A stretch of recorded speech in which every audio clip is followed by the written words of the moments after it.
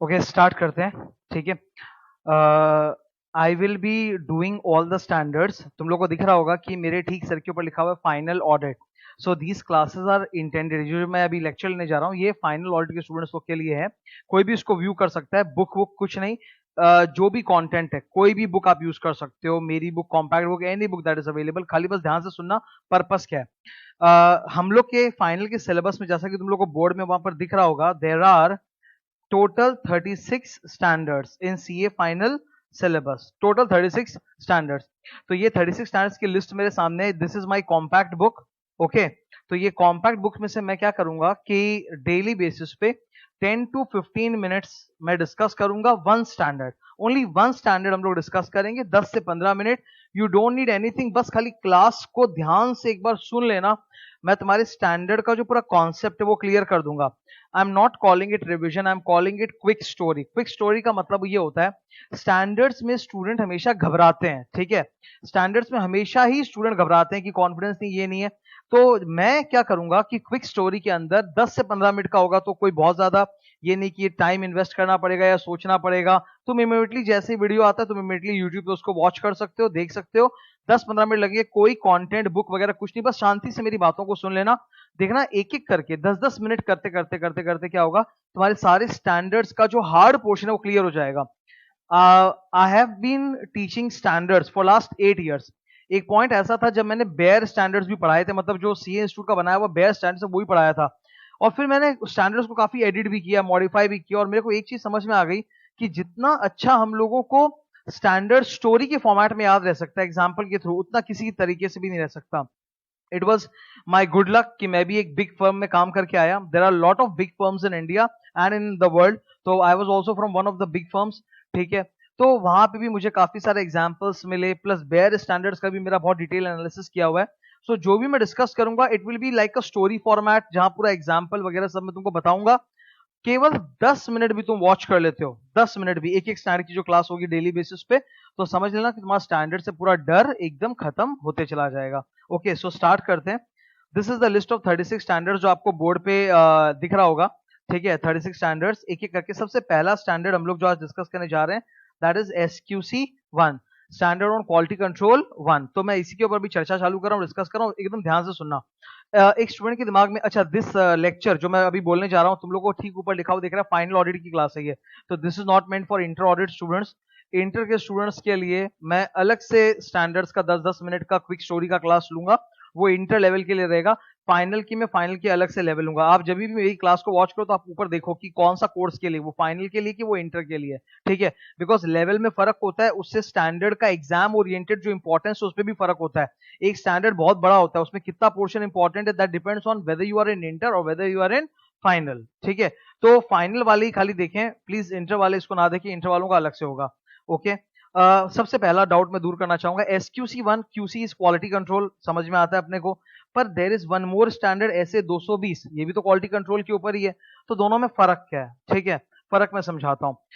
SA 220 जो आपको नीचे दिख रहा है that is only for audit engagement, that is only for audit engagement. एक चार्टर्ड अकाउंटेंट जो होता है वो ऑडिट के अलावा रिव्यू एंगेजमेंट करता है। There are other types of assurance engagements, there are other types of assurance engagements. ठीक है, and even there are non assurance engagements. तो एक चार्टर्ड अकाउंटेंट बहुत सारे अलग अलग टाइप के एंगेजमेंट सर्विसेज करता है। Late me give you one example. Audit तो है ही, इसके अलावा तुमने सुना होगा कि लिस्टेड कंपनीज का लिमिटेड रिव्यू होता है, तो review is also a kind of assurance engagement. Although वहां पे हम पॉजिटिव अश्योरेंस नहीं देके नेगेटिव अश्योरेंस देते हैं, but that's also an assurance engagement. इसके अलावा नॉन अश्योरेंस एंगेजमेंट्स भी होते हैं, जैसे compilation of financial statements, that's a non assurance engagement. ठीक है, तो प्रोफार्मा अकाउंट्स भी है। तो बहुत सारे अलग अलग एंगेजमेंट्स होते हैं। 220 specifically 220 specifically talks about audit of financial statements, whereas SQC 1 जो है उसमें ऑडिट भी कवर्ड है, रिव्यू भी कवर्ड है, अदर अश्योरेंस एंगेजमेंट्स भी कवर्ड है, नॉन अश्योरेंस एंगेजमेंट जिसको हम रिलेटेड सर्विसेज बोलते हैं वो भी कवर्ड है। तो सबसे पहला डिफरेंस हम लोग को क्या सीखने को मिल रहा है? SQC 1 is a general quality control standard which covers all different types of assurance as well as non-assurance engagements that are performed by a chartered accountant. जबकि 220 इज स्पेसिफिकली अबाउट ऑडिट। तो ये एक डिफरेंस अपना clear हो गया। Now I will take you to SQC1 के notes, compact book है मेरी, तो उसी में तुमको डिटेल में अपने डिस्कशन कर सकते हैं, ठीक है। तो ये देखो आ जाओ, हाँ ये आ गया अपना पहला स्टैंडर्ड SQC1। अच्छा, ये मैंने कॉम्पैक्ट बुक बनाई थी, ये मेरे वेबसाइट पे भी अवेलेबल होगी। मैं फिर भी बोलना चाहूंगा, प्लीज आप बुक के ऊपर मोहताज मत रहो, ठीक है। आपके पास जो भी बुक है, जैसे भी पढ़ रहे हो, सब जगह चलेगा, बिकॉज स्टैंडर्ड्स CA इंस्टीट्यूट का बनाया हुआ है, कंटेंट हर जगह सेम है, वो किसी भी ऑथर के बुक के ऊपर डिपेंडेंट नहीं है। तुम्हारा ध्यान बुक पे नहीं होना चाहिए, तुम्हारा ध्यान अभी सिर्फ मेरे लेक्चर पे होना चाहिए। मैं एक बार अगर मेरे बोले हुए बात, स्टोरी समझ में आ जाएंगी तो it will be great. There are many students who have requested कि I should discuss in English or give my lecture in English. देखो, the thing is that I'll tell you, all the standards are already given in English। और क्या होता है ना, English में if I start explaining तो वो लगेगा कि बुक रीडिंग हो रहा है, and you will never be able to feel it, ठीक है। मास जो स्टूडेंट्स हैं, मेजॉरिटी स्टूडेंट्स, केवल कुछ स्टूडेंट्स जिनको इंग्लिश हिंदी लैंग्वेज का प्रॉब्लम है, उनको छोड़ के मेजॉरिटी स्टूडेंट्स को, इवन साउथ में भी, उनको हिंदी समझ में आती है, ठीक है। आपको सबसे पहले स्टैंडर्ड्स या कोई भी चीज जो आपको हार्ड लगती है, वो आपको अपने मदर टंग में लाना पड़ेगा। जब मैंने इनिशियली पढ़ाना चालू किया था ना, I was very comfortable in teaching in English, but फिर मैंने देखा कि students are not comfortable with it. और धीरे धीरे पढ़ाते पढ़ाते मेरा जब नॉलेज और एक्सपीरियंस बड़ा होता गया, तो automatically my knowledge got converted into Hindi, because my mother tongue is Hindi. और मैं इतना कंफर्टेबल हो गया कि मैं हिंदी में आई कैन एक्सप्रेस एवरीथिंग, ठीक है। और उस स्टूडेंट को अगर मैं ये स्टैंडर्ड्स हिंदी में समझाता हूँ ना, कहानी की तरह, पूरा याद हो जाता है। दैट इज वाई मेरे लैंग्वेज जो रहेंगे, it will be mixture of Hindi and English, ठीक है। आगे स्टार्ट करते हैं SQC1। सबसे पहले टाइटल आप देखो, टाइटल क्या है? Title is quality control for firms. Quality control for firms, chart accountant firms that perform audit engagement, review engagement, other assurance and related services. तो तमाम तरह के एंगेजमेंट्स जो एक चार्ट अकाउंटेंट फर्म परफॉर्म करती है, उनके लिए कुछ क्वालिटी कंट्रोल के सिस्टम्स यहाँ पे बताए हुए हैं। मैं इसको डिस्कस करने जा रहा हूँ, ठीक है। अब मेरी बात, अब यहाँ से ना पढ़ाई की बातें चालू हो गई, एकदम अपना दिमाग तेज रख के ध्यान से मुझे सुनते चले जाओ। हम लोग अक्सर बिग फोर बोलते हैं, अब समय आ गया है कि हम लोग बिग फोर नहीं बोल के बिग 10 बोलना स्टार्ट करें, ठीक है। There are lot of big firms across the globe, ठीक है। ग्रैंड थॉर्नटन है, बेकर टिल्ली है, बेकर टिल्ली का देसाई हरिभक्ति के साथ मर्जर हो चुका है। दिलीप भाई देसाई जो कलकत्ता के ही हैं, वो अभी बेकर टिल्ली के इंडिया के हेड हो चुके हैं। तो आप टॉप 10 फर्म्स बोलने की आदत डाल लो, ठीक है। तो there are so many top 10 firms. इसके अलावा और भी बहुत बड़ी फर्म्स हैं इंडिया में, जहां पे अच्छा खासा क्वालिटी कंट्रोल फॉलो होता है। Why are we talking about quality control in audit? The reason is, देखो, हर सर्विस सेक्टर में क्वालिटी को नापना काफी हद तक पॉसिबल होता है, लेकिन assurance engagement is a very different type of service sector. यहाँ पे जो सर्विस प्रोवाइडर है, चार्टर्ड अकाउंटेंट, उसके वर्क की क्वालिटी को मेजर करना becomes difficult. Let me give you one example. I am a teacher, मेरे काम की क्वालिटी और कंटेंट को देख पाना, ऑब्जर्व कर पाना इज वेरी सिंपल। कोई भी स्टूडेंट क्या करेगा, उसको मालूम है कि इतने घंटे का मैंने लेक्चर लिया, मैंने इतने क्लासेस पढ़ाए, मैंने ये बुक दिया, मैंने ये कॉपी नोट्स कराए, तो वो मेरा जो कंटेंट है, even I am a teacher as a service sector, my content is tangible, one can understand कि ओके हाँ, इतना इतना ये पढ़ाया। बट एक चार्टर्ड अकाउंटेंट वो क्या करता है, वो तो अश्योरेंस एंगेजमेंट या नॉन अश्योरेंस एंगेजमेंट के एंड में एक रिपोर्ट पकड़ा देता है, जिसमें वो अपनी ओपिनियन या अपनी बात लिख के देता है। So you can not see through it कि चार्टर्ड अकाउंटेंट ने पीछे बैकग्राउंड में कितना हार्ड वर्क किया है, क्योंकि शेयर होल्डर तो जाके आपका ऑडिट वर्क पेपर देख नहीं सकता ना। तो एक सीए का काम नापेंगे कैसे कि उसने क्या किया क्या नहीं किया? इसीलिए इंस्टीट्यूट ने क्वालिटी कंट्रोल स्टैंडर्ड बनाया कि आपका काम भले ही दिखता नहीं हो, पर अगर आप हमारे बोले हुए क्वालिटी कंट्रोल स्टैंडर्ड में जो मेजर्स हैं वो फॉलो करें, तो आपकी काम की quality will be at par with international level. That is why quality control की बात हो रही है। हर सर्विस सेक्टर में क्वालिटी कंट्रोल काफी हद तक टेंजिबल होता है, लेकिन सीए के लाइन में क्या होता है कि जो काम की क्वालिटी एंड क्वांटिटी है, वो थोड़ी बहुत इनटेंजिबल होती है, दिखाई नहीं देती, इसीलिए हम क्वालिटी की बात कर रहे हैं।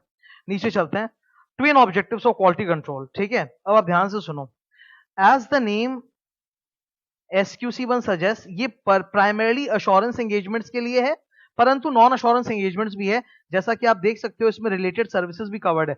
रिलेटेड सर्विसेज का मतलब क्या हो गया? कंपाइलेशन एंगेजमेंट फॉर एग्जांपल, ठीक है, जहां पर हम फाइनेंशियल स्टेटमेंट्स को कंपाइल करते हैं, ओके। या फिर आप AUP बोल सकते हो। AUP एंगेजमेंट होता है अग्रीड अपॉन प्रोसीजर, जहां हम क्लाइंट के कहे अनुसार कुछ ऑडिट प्रोसेस परफॉर्म कर देते हैं, पर हम ओपिनियन नहीं देते।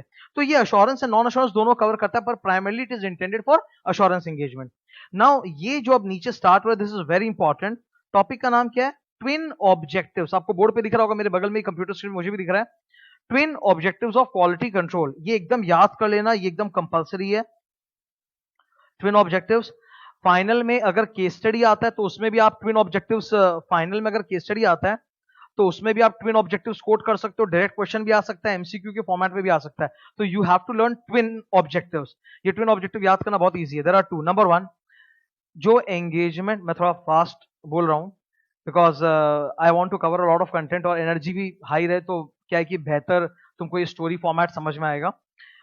फर्स्ट ऑफ ऑल कि जो एंगेजमेंट आपने क्लाइंट के लिए परफॉर्म किया है, मैं ये फाइनल की क्लास में बार बार बोल रहा हूँ, इसलिए मेरी लैंग्वेज थोड़ी सी फाइनल ओरिएंटेड या हार्ड ओरिएंटेड रहेगी, ठीक है ना। I hope you are comfortable with it. तो एक एंगेजमेंट जो परफॉर्म किया जा रहा है, whether it complies with the standards made by the institute of chartered accountants and also with the legal requirements जो पार्लियामेंट में बने हैं। तो दो चीजों से कंप्लाई होना चाहिए। देखो जरा गौर से देखो, सबसे पहले क्या है, professional standards. Who makes the professional standards? ICAI। और सेकेंड रिक्वायरमेंट है लीगल रिक्वायरमेंट। ये लीगल रिक्वायरमेंट कहां से आती है? कंपनी लॉ से आती है। और कहां से आती है? कंपनीज एक्ट से आती है। चार्टर्ड अकाउंटेंट एक्ट 1949 उससे भी आती है। तो पहला पॉइंट है कि आपकी जो फर्म है, आपने जो काम किया क्लाइंट के यहां जाके, whether it follows these two things और नॉट। दीज टू थिंग्स क्या है, जरा बोर्ड पे गौर से देखो, बड़ा कर दिया मैंने। Number one, professional standards, and number to क्या है, लीगल रिक्वायरमेंट। ये दो चीज से कंप्लाई कर रहा है कि नहीं। प्रोफेशनल स्टैंडर्ड्स का मतलब क्या हो गया? अकाउंटिंग स्टैंडर्ड्स हो गए, ऑडिटिंग स्टैंडर्ड्स हो गए, कोड ऑफ एथिक्स जो चार्टर्ड अकाउंटेंट्स के लिए बनते हैं वो हो गए। These are professional standards. और जो दूसरा नाम आपको दिख रहा है लीगल रिक्वायरमेंट्स, कंपनी लॉ में कुछ लीगल रिक्वायरमेंट होती है। अच्छा, अगर आपका क्लाइंट एक कंपनी नहीं है, कोऑपरेटिव सोसाइटी है, तो कोऑपरेटिव एक्ट अलग अलग क्लाइंट के ऊपर अलग अलग स्टैट्यूट अप्लाई करता है। जैसे आप बैंक ऑडिट पे जा रहे हो तो उनके ऊपर बैंकिंग एक्ट, आरबीआई का गाइडलाइंस अप्लाई करता है, तो वो हो गया legal requirement. Companies act is just an example. तो this is the first objective. What is the objective of quality control? आपके फर्म में क्वालिटी कंट्रोल इसलिए होना चाहिए ताकि आप जो भी काम अपने क्लाइंट के लिए करें, it complies with number one, देख के बोलो, professional standards, and number two, legal requirements. Second चीज यहां पे देख लो, the report issued is appropriate. ये वाला जो पॉइंट है ना, इसमें बहुत सारे स्टूडेंट्स गलती करते हैं, उनको समझ ही में नहीं आता रिपोर्ट का मतलब क्या है। रिपोर्ट का मतलब यहां पे आप लिख लो ओपिनियन। मोस्टली अश्योरेंस एंगेजमेंट्स की बात हो रही है, और अश्योरेंस एंगेजमेंट में सीए क्या एक्सप्रेस करता है? ओपिनियन। तो जो आपने ओपिनियन दिया है वो उचित है कि नहीं? अप्रोप्रिएट मतलब जहां आपको क्लीन ओपिनियन देना था वहां आपने क्लीन दिया है, जहां आपको मॉडिफाइड देना था वहां आपने मॉडिफाइड दिया है। तो whatever report you have given is appropriate. ये सेकंड है। This is the ultimate output of our engagement. हम लोग जो भी एंगेजमेंट क्लाइंट के लिए करते हैं उसका अल्टीमेट आउटपुट तो रिपोर्ट है। तो रिपोर्ट जो आपने दिया वो अप्रोप्रिएट है कि नहीं है, ये आपको देखना है।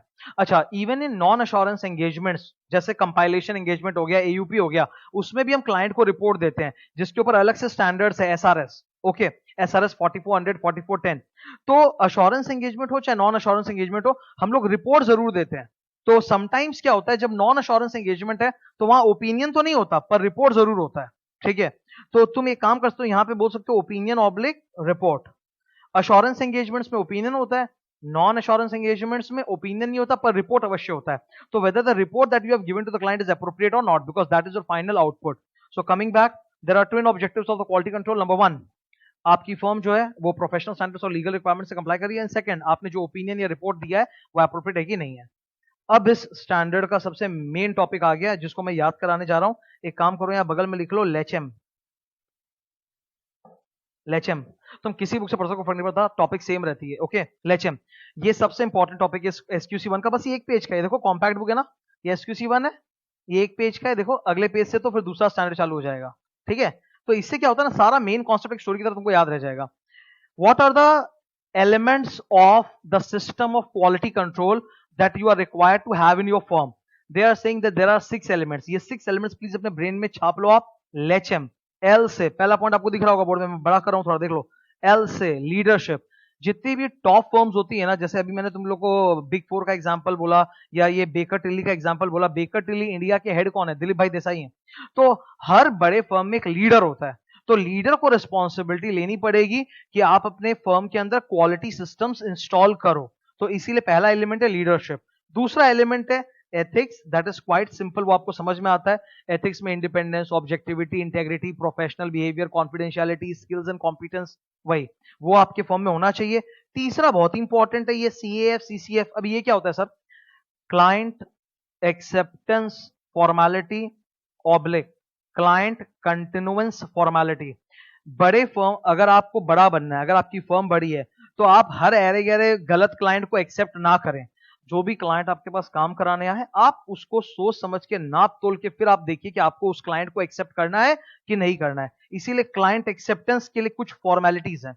वैसे ही आपके पास कुछ एग्जिस्टिंग क्लाइंट्स हैं जो अगले साल भी कंटिन्यू होने वाले हैं, तो अगर आपको परेशानी हो रही है इन क्लाइंट्स के साथ कंटिन्यू करने में, तो आप आगे अगले साल कंटिन्यू मत करो एंगेजमेंट। उसके लिए CCF, क्लाइंट कंटिन्यूअस फॉर्मेलिटीज। तो ये फॉर्मेलिटीज के लिए मैं 2-3 चीजें बोलना चाहता हूं, ध्यान से मेरी बात को सुनना, ठीक है। CAF, CCF, ये फॉर्मेलिटीज में सबसे पहले हमको क्लाइंट का इंटेग्रिटी चेक करना चाहिए। सबसे पहले क्लाइंट का इंटेग्रिटी, मतलब क्लाइंट के खिलाफ क्या लीगल केसेस चल रहे हैं, पिछले ऑडिट रिपोर्ट में क्या हुआ था, नहीं हुआ था, पिछले ऑडिटर ने क्या ओपिनियन दिया था, ऑल दैट। क्लाइंट अगर अच्छा है, ईमानदार है, कानून मानता है, तब तो हम उसका काम लेंगे, वरना नहीं लेंगे। हमको अपनी इंटेग्रिटी भी चेक करना चाहिए, ओन इंटेग्रिटी। ऑडिटर की इंटेग्रिटी, क्या ऑडिटर इस क्लाइंट को इंडिपेंडेंटली सर्व कर पाएगा कि नहीं। You know, independence is one very important criteria. तो आपको अपनी भी इंटेग्रिटी चेक करनी है। फिर आपको चेक करना है CCT, कैपेबिलिटी, कॉम्पिटेंस, टाइम। क्या आप इस क्लाइंट का काम या एंगेजमेंट परफॉर्म करने के लिए केपेबल हो, आपके पास कॉम्पिटेंट टीम है, आप टाइम डिवोट कर पाओगे या नहीं। So these are some of the factors जिनको हम कहते हैं फॉर्मेलिटी फॉर क्लाइंट एक्सेप्टेंस और क्लाइंट कंटिन्यूएंस, ठीक है। ये जो इतना मैं धड़ाधड़ बोल रहा हूं ना, ये इसलिए बोल रहा हूं बिकॉज मैं भी स्टैंडर्ड्स बहुत डरा करता था जब मैं स्टूडेंट था, मेरे को समझ में एकदम नहीं आता था स्टैंडर्ड्स, ठीक है। पर पढ़ाते पढ़ाते प्लस जब मैं KPMG में काम करने में गया, तो मुझे बहुत सारी चीजें सीखने को मिली एक्चुअली। जो it was, I was blessed in a way. तो अब क्या होता है कि स्टैंडर्ड्स को देखिए मेरे को बिल्कुल घबराहट नहीं होता, मुझे वो एक स्टोरी की तरह याद रहता है आराम से। मैं अगर स्टैंडर्ड्स किताब को हाथ भी नहीं लगाऊं, तो भी मैं एकदम सिंपल भाषा में आपको 10-15 मिनट में हर स्टैंडर्ड का जो हार्ड चीज है, जो एग्जाम में आ सकता है, जो एकदम मेन है, वो मैं एक्सप्लेन कर सकता हूं। तो ये तुमको भी आ जाएगा, जब तुम मुझे सुनोगे, ध्यान से मेरी बातों को सुनोगे, तुमको भी आ जाएगा, स्टैंडर्ड से डर खत्म हो जाएगा तुम्हारा, ठीक है। तो ये हुए पहले 3, leadership, ethics and CAF, CCF। H means human resource. आपको अपनी फर्म में काम करने वाले जितने भी एम्प्लॉइज हैं, चाहे वो आर्टिकल असिस्टेंट्स हो, चाहे वो क्वालिफाइड चार्टर्ड अकाउंटेंट्स हो, चाहे वो पार्टनर हो, आपको सबके ट्रेनिंग पे लगातार ध्यान देना पड़ेगा, उनको और काबिल कॉम्पिटेंट बनाना पड़ेगा। तो ये हुआ ह्यूमन रिसोर्स, ठीक है। नेक्स्ट, ई से एंगेजमेंट परफॉर्मेंस। ये पॉइंट बहुत ज्यादा डिटेल में है, इसीलिए इसके लिए अलग से मैंने यहाँ पे वापस इसको रिपीट किया है। ये 5 नंबर पॉइंट जो देख रहे हो ना आप, ग्रीन कलर में मैंने मार्क किया एंगेजमेंट, दिस वेरी इंपॉर्टेंट। ये नीचे मैंने रिपीट किया, इसके अंदर खुद बहुत सारे एलिमेंट्स है। I will discuss that after 2 minutes, okay, ये भी मैं करूंगा। लास्ट क्या पॉइंट आप देख रहे हो, M से बोलो, मॉनिटरिंग।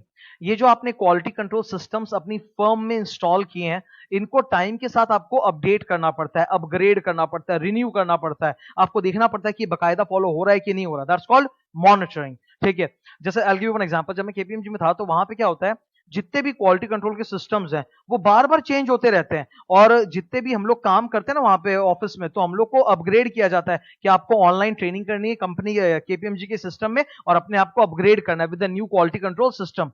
तो बड़ी फर्म्स क्या करती हैं, they continuously monitor their quality control system and they upgrade it, that is covered in monitoring. एक बार पहले ये 6 एलिमेंट्स याद कर लो। Let me slow down little bit. SQC1 में सबसे इंपॉर्टेंट टॉपिक है, what are the 6 elements of quality control. याद करने के लिए क्या बोलेंगे, LHM, लीडरशिप, एथिक्स, C से CAF, CCF, H से ह्यूमन रिसोर्स, E से एंगेजमेंट परफॉर्मेंस, M से मॉनिटरिंग। नाउ ये एंगेजमेंट परफॉर्मेंस वाला बात हम लोग क्यों कर रहे हैं, अभी समझाता हूं। देखो इधर, क्वालिटी कंट्रोल 2 पार्ट में डिवाइडेड है, ठीक है। एक होता है फर्म लेवल और एक होता है एंगेजमेंट लेवल, 2 होते हैं, ठीक है। Firm level, engagement level. इसका मतलब क्या है कि एज अ फर्म, आपकी बहुत बड़ी CA फर्म है, आपके CA फर्म में 100 एम्प्लॉइज काम कर रहे हैं, आर्टिकल असिस्टेंट है, कुछ क्वालिफाइड चार्टर्ड अकाउंटेंट्स है, सबको ही है। तो एज अ CA फर्म, आपके फर्म में क्या क्या क्वालिटी कंट्रोल के मेजर्स होने चाहिए, जिसको लेके 5 पॉइंट्स थे।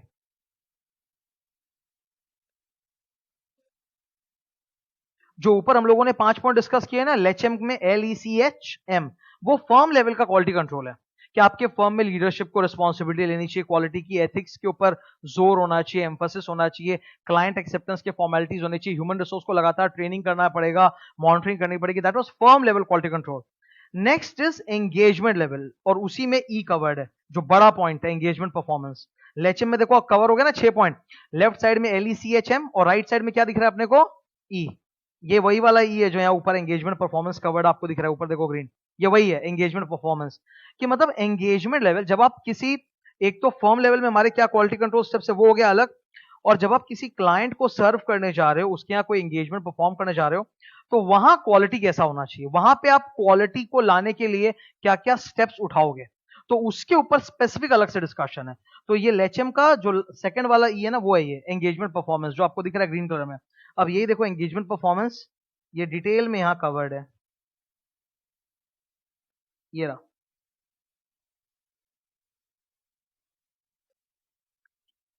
ओके, तो जब आप एक इंडिविजुअल क्लाइंट को काम करने जा रहे हो, तो क्लाइंट के साथ आपका जो इंटरेक्शन है, जो काम है, उसमें आप क्वालिटी कैसे लेके आओगे, तो इन्होंने उसके लिए 7 स्टेप्स बताए हैं। मैं याद करने के लिए लिख रहा हूँ, DSR CDQD। ये मैं याद करने के लिए कुछ मेमोरी टिप्स वगैरह बनाता हूँ ताकि स्टूडेंट लोग को याद रह जाए, और कुछ नहीं। DSR आपको लिखा हुआ दिख रहा होगा मेरे हाथ के बगल में, वहां पे DSR CDQD। DSR direction, supervision, review. देखो पार्टनर जो होता है फर्म के अंदर, वो तो क्लाइंट के जाएगा नहीं काम करने के लिए, काम करने के लिए क्लाइंट की तो टीम जाएगी, और टीम अपना काम करके आएगी, पार्टनर उसको देखेगा, रिव्यू करेगा, फिर अपना ओपिनियन देगा, रिपोर्ट साइन करेगा। तो ये पहले 3 स्टेप्स जो है ना, ये पार्टनर की जिम्मेदारी है। पहला डायरेक्शन, टीम को क्लाइंट के यहाँ भेजने के पहले पार्टनर टीम के साथ डिस्कस करेगा, टीम को पूरा एंगेजमेंट समझाएगा, रिस्क पॉइंट्स बताएगा, काम एलोकेट करेगा, दैट इज डायरेक्शन। डायरेक्शन को मैं बोलता हूं प्री, प्री मतलब क्लाइंट के यहाँ जाने के पहले। फिर आता है सुपरविजन, इसको मैं बोलता हूं ड्यूरिंग। जब टीम चली गई क्लाइंट के यहाँ काम करने, तो बीच बीच में उनको पार्टनर की भी हेल्प की जरूरत पड़ेगी, तो पार्टनर वहां पे भी उनके काम को सुपरवाइज करेगा कि प्लान के हिसाब से, ऑडिट प्लान जो बना है उसके हिसाब से काम सही चल रहा है कि नहीं, कोई दिक्कत आ रही है, क्लाइंट कोई परेशानी कर रहा है, उसको रिजॉल्व करना। एंड आर हो गया रिव्यू, ये पोस्ट है। पोस्ट मतलब जब टीम क्लाइंट के यहाँ काम कर चुकी और वापस से आ रही है हमारे पास, मतलब पार्टनर के पास आ रही है, तो पार्टनर अब उनके ऑडिट वर्क पेपर्स को रिव्यू करेगा, देखिए कि काम सही हुआ है कि नहीं, कुछ गलती है क्या, रिव्यू पॉइंट्स देगा, उसको फिर रिजॉल्व किए जाएंगे। तो ये DSR होते हैं, direction, supervision, review. These 3 are partners responsibility. Okay, ये पार्टनर की रिस्पॉन्सिबिलिटी होती है, जो एंगेजमेंट का हेड पार्टनर जो साइन करेगा रिपोर्ट, उसकी रिस्पॉन्सिबिलिटी है। फिर आया ये CDQD। CD, सी में कंसल्टेशन। सबसे पहले क्या दिख रहा है आपको, सी से कंसल, देखो बड़ा कर दिया मैंने, दिख रहा है अभी, सी से कंसल्टेशन। कंसल्टेशन का मतलब क्या होता है, कि कई बार ऑडिट करने के लिए, एंगेजमेंट परफॉर्म करने के लिए हम लोगों को एक्सपर्ट्स की या लॉयर की भी एडवाइस लेनी पड़ती है, तो उसको बोलते हैं कंसल्टेशन। ठीक है, इसको बोलते हैं कंसल्टेशन। कंसल्टेशन जरूरी है। आज के दिन क्या होता है, थोड़ा सा मैं अभी रुक के एक चीज बता देता हूं। आज के समय में क्या होता है ना, कोई भी बड़ी फर्म आप ले लो, तो उनके अंदर टैक्स का एक सेपरेट डिपार्टमेंट रहेगा। ठीक है, जैसे मैं ऑडिट डिपार्टमेंट में था KPMG के, तो हम लोग जब किसी भी क्लाइंट के ऑडिट पे जाते थे, तो ऑब्वियसली उसका जो टैक्स वाला पार्ट है वो भी हमको देखना पड़ेगा, क्योंकि एक तो टैक्स उसके फाइनेंशियल स्टेटमेंट में रिपोर्ट हो रहा है, प्लस तुम जानते होगे कि अगर मैं स्टैट ऑडिट कर रहा हूं, तो टैक्स ऑडिट अंडर 44AB वो भी मैं ही करूंगा ऑब्वियसली। तो अब क्या होता था कि KPMG बड़ी फर्म है, तो ऑडिट डिपार्टमेंट जो है ना, वो टैक्स वाला काम हैंडल नहीं करेगी। ऑडिट के अंदर जो टैक्स वाला चीज हम लोग को चेक करना है, वो सारा डेटा हम क्लाइंट से लेके KPMG के टैक्स टीम को देंगे। टैक्स टीम उसको पूरा सॉल्व करेगा, बताएगा, रिपोर्ट्स बनाएगा, और फिर हम लोग को रिवर्ट बैक करेगा। तो आप देखो KPMG ने टैक्स वाले पोर्शन के लिए इंटरनल कंसल्टेशन किया कि नहीं किया। ठीक है, मतलब ऑडिट के अंदर हमको टैक्स भी तो चेक करना है ना, क्लाइंट ने इनकम टैक्स सही दिया कि नहीं, GST सही दिया कि नहीं, तो वो आप अपने टैक्स डिपार्टमेंट को देके करवाते हो। ठीक है, तो वो हो गया consultation. There can be internal consultation, there can be external consultation. जैसे एक्चुअरी के साथ आपने कंसल्टेशन किया, इंजीनियर के साथ किया, किसी लॉयर के साथ किया, तो कंसल्टेशन इज रिक्वायर्ड और नॉट, वो आप चेक कर लो। फिर 5 नंबर क्या, डिफरेंस ऑफ ओपिनियन, इसको मैं प्यार से बोलता हूं डोप। ठीक है, डोप। इन टीम मेंबर्स जो गए हैं क्लाइंट के काम करने के लिए, उनके बीच में भी तो डिफरेंस ऑफ ओपिनियन हो सकता है। एक टीम मेंबर बोलता है कि इस चीज को ऐसे करना चाहिए, दूसरा टीम मेंबर बोलता है नहीं इसको ऐसे करना चाहिए, तो वहां पे उसको रिजॉल्व करना भी जरूरी है। तो उसको कैसे रिजॉल्व किया जाए, पार्टनर कैसे रिजॉल्व करेगा। Next, QD। अब ये लास्ट आ गया हूं, बस 2 मिनट 3 मिनट और होंगे। QD, QD यानी Q से quality control review and D से documentation. Now let me tell you one very important thing, ये आप देख रहे हो क्वालिटी कंट्रोल रिव्यू, ये आपको नॉर्मल फर्म्स में नहीं मिलेगा। ये जो बड़े बड़े फर्म्स होते हैं, या तो एकदम बिग है या मीडियोकर फर्म्स है, उन्हीं में होता है। ये इसको हम लोग स्टैंडर्ड की जबान में बोलते हैं EQCR, engagement quality control review. Signing partner ये नहीं करता, मतलब एक फर्म में तो बहुत सारे पार्टनर होते हैं ना, साइनिंग पार्टनर के अलावा कोई दूसरा पार्टनर, उसी फर्म का कोई दूसरा पार्टनर, वो आके उस क्लाइंट के सारे ऑडिट फाइल को, एकदम ये लास्ट स्टेज में आएगा, मतलब मान लो कि एक टीम गई है ऑडिट करने के लिए, मैं साइनिंग पार्टनर हूं, तो मेरे अलावा कोई दूसरा पार्टनर वो क्या करेगा, टीम जब आ जाएगी ऑडिट करके, जब सब कुछ खत्म होगा, तो ऑडिट रिपोर्ट इशू करने के ठीक पहले एक दूसरा पार्टनर क्या करेगा, वो पूरे ऑडिट वर्क पेपर्स को स्टडी करेगा, डिस्कस करेगा, ये देखने के लिए, सिर्फ और सिर्फ ये देखने के लिए कि उस पर्टिकुलर एंगेजमेंट में हम लोगों ने क्वालिटी कंट्रोल, जो फर्म की क्वालिटी पॉलिसीज है, सीए फर्म की जो क्वालिटी कंट्रोल पॉलिसीज है, वो हमने फॉलो की है कि नहीं की है, ये देखने के लिए खाली एक दूसरा पार्टनर आएगा।